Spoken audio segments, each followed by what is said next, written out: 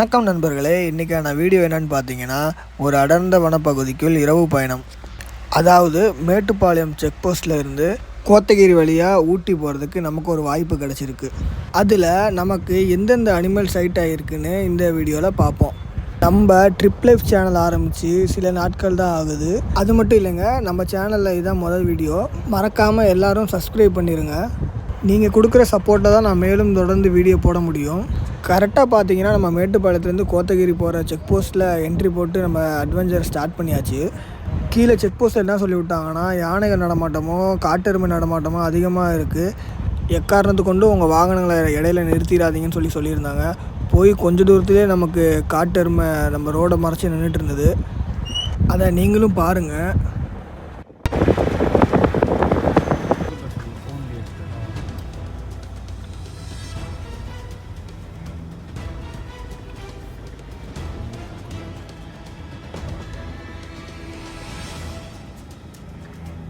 நம்மளும் நின்று பார்த்தோம், அது போகிற மாதிரி தெரியல. அப்புறம் நம்மளும் ரிவல்ஸ் எடுத்து நம்மளும் கிளம்பியாச்சு.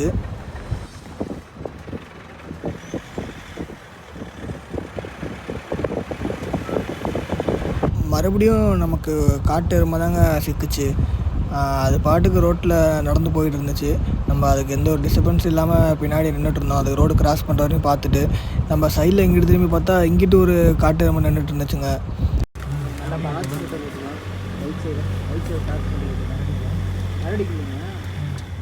உடைக்கிற மாதிரி டப் டப் சவுண்டு கேட்டு இதுதான் சவுண்டு கேட்டுச்சுன்னு நினைக்கிறேன்.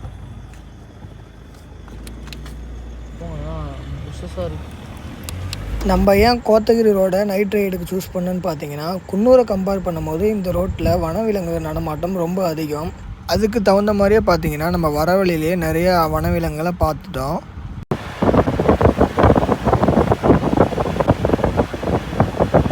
கரெக்டாக பார்த்தீங்கன்னா, நம்ம கோத்தகிரி ரீச் பண்ணிட்டோம்.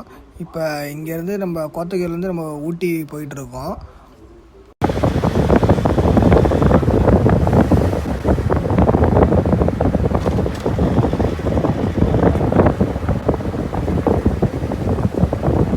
நம்ம போகிற வழியிலே வனவிலங்கு ஏதாவது சைட்டிங் ஆகுதான்னு பார்த்துட்டு போயிட்டுருந்தோம். கொஞ்சம் தூரத்துலேயே பார்த்தீங்கன்னா, ஒரு வீட்டுக்கு பக்கத்துலேயே முள்ளமன்றி ஒன்று போய்கிட்டு இருந்துச்சு.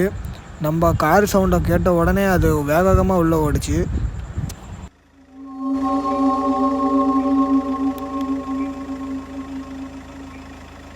கொஞ்ச நேரத்தில் பார்த்தீங்கன்னா அது அப்படியே புல்லுக்குள்ளே ஓடிருச்சு. அது எங்கிட்டு போச்சுன்னே தெரியல. நம்ம அதை பார்த்துட்டு நம்ம ஊருக்குள்ளே மேலே போயிட்டு இருக்கும்போது பார்த்தீங்கன்னா, ஒரு கரடி ஒன்று ஓடிச்சு. அது இந்த சந்துக்குள்ளே போடிச்சு. அது எங்கிட்டு ஓடி போய் மறைஞ்சிச்சுன்னே தெரியல. அது நல்ல பெரிய சைஸு கரடி.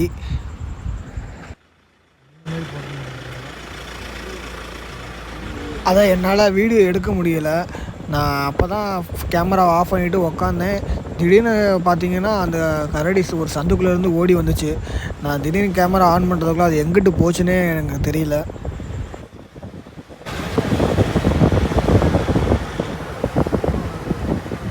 பார்த்தீங்கன்னா, அது ரொம்ப பெரிய சைஸான கரடி தான். ஏன்னா அது நம்ம பார்த்து நம்ம வீடியோ எடுக்க முடியாமல் போயிடுச்சு. சரி, நம்ம கரடியை தான் மிஸ் பண்ணிட்டோம், வேறு எதுவும் மிஸ் பண்ணிடக்கூடாது அப்படின்னு நம்ம கேமரா ஆன்லேயே வச்சுட்டு போயிட்டுருக்கும் போது தான் நமக்கு ஒரு காட்டு முயல் ஒன்று சைட்டிங் ஆச்சு. பாருங்கள், அது எப்படி ரோட்டு மேலே எப்படி ஓடுதுன்னு பாருங்கள்.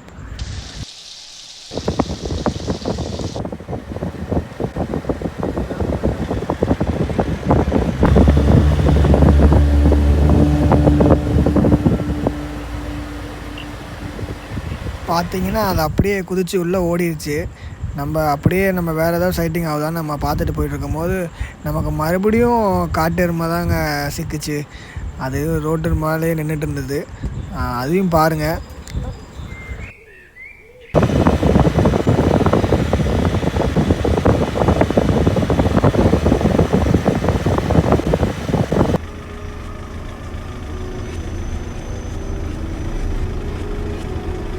நம்ம பார்த்ததுலே இதுதாங்க ரொம்ப பெரிய காட்டு எருமை. நல்ல பெருசுங்க, ரவுட்டரமாக நின்று புல்லு தின்னுட்டு இருந்தது.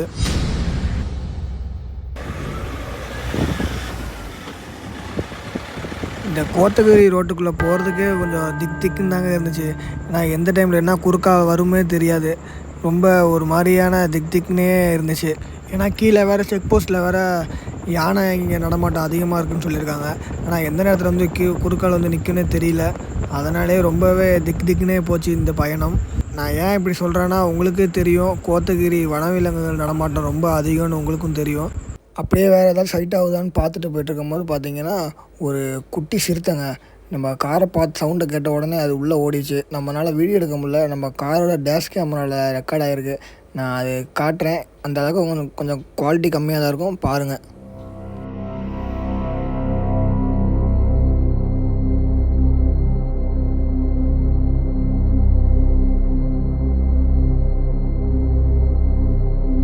அதோட வாழை பார்த்தாலே உங்களுக்கு தெரிஞ்சிருக்கும் அது ஒரு குட்டி சிறுத்தை தானே.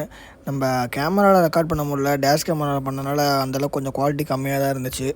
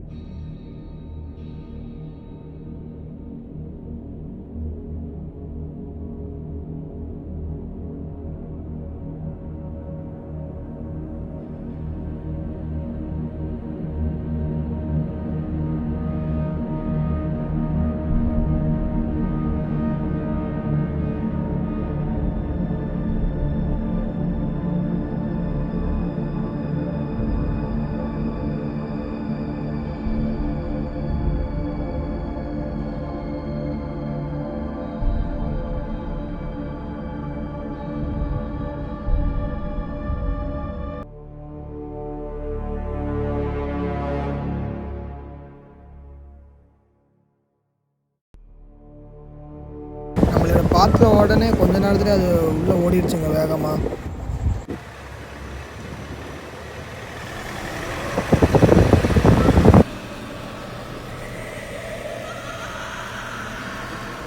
இதுக்கு முன்னாடி வந்தப்போ இந்த இடத்துல தான் நம்ம கரடி ஸ்பாட் பண்ணோம். அது நல்ல பெரிய சைஸான கரடி தான். ஆனால் இந்த வாட்டி இந்த இடத்துல எதுவுமே பார்க்க முடியலங்க. சரி, நம்ம வேறு ஏதாச்சும் நம்ம யானை ஏதாச்சும் நிற்குமான்னு பார்த்துட்டு போயிட்டு இருந்தோம். ஏன்னா நம்ம வந்ததுலேருந்து நம்ம யானை ஸ்பாட் பண்ணவே இல்லை. யானையை தவிர நம்ம காட்டெருமை, முள்ளமன்றி, முயல், கடாமான் எல்லாத்தையும் ஸ்பாட் பண்ணோம். நம்ம யானையை மட்டும் ஸ்பாட் பண்ணவே இல்லை.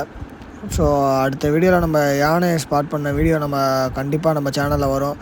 மறக்காமல் நம்ம சேனலை சப்ஸ்கிரைப் பண்ணிவிட்டு பெல் ஐக்கானை கிளிக் பண்ணிக்கோங்க. அப்போ தான் நம்ம அடுத்து போகிற அட்வென்ச்சரான வீடியோலாம் நமக்கு வந்து சேரும். மறக்காமல் சப்ஸ்கிரைப் பண்ணிக்கோங்க. தேங்க்யூ ஃபார் வாட்சிங்.